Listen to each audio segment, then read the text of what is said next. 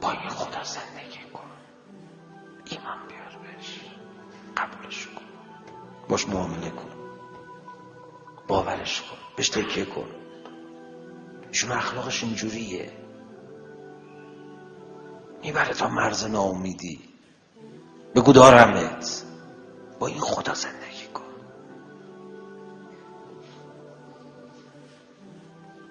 مشکل گره افتاد تو زندگیت، بگو خدا میدونم بلدی برطرفش کنی. نمیکنی، لبخند بزن، عمدن نمیکنی.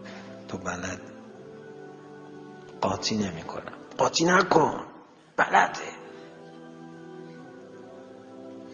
ما یه زمانی گفتیم آقا بچه‌ها رو میبرید اردو، اینقدر کلاس براشون نگذارید، آموزش ندید، با عمل تو اردو یاد بدید. گفتن با عمل چیکار کنیم؟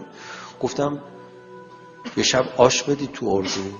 گفتم خب آش زیاد میدیم شبا، مثلا سوپ آش. گفتم اون شب قاشق پخش نکنیم.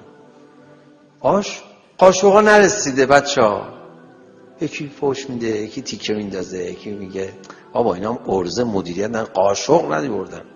آخه آسو با دست خورد که.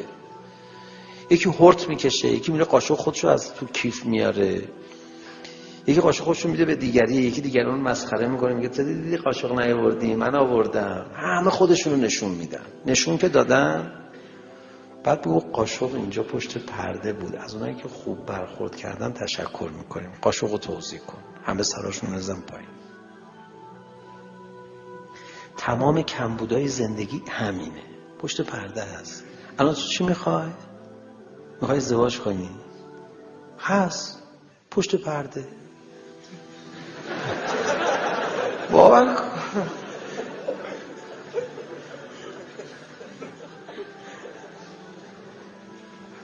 پشت پرده هست. خونه میخوای؟ پشت پرده هست. وام میخوای؟ هست. نمیده، عمدن نمیده، میخواد عکس‌العمل تو رو ببینه. الان داره خدا همینا رو داره اینا رو. چه اینجوری ناباورانه نگاه میکنی؟ همه روزیای تو هست.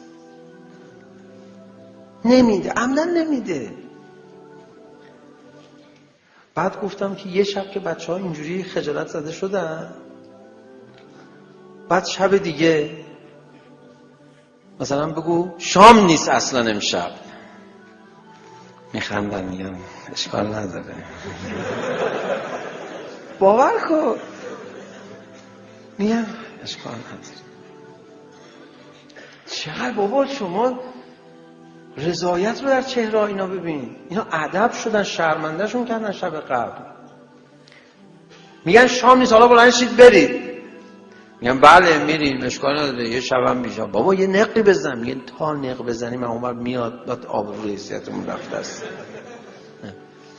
آدم بشن تو اردو، اینجوری باشون برخورد کنی.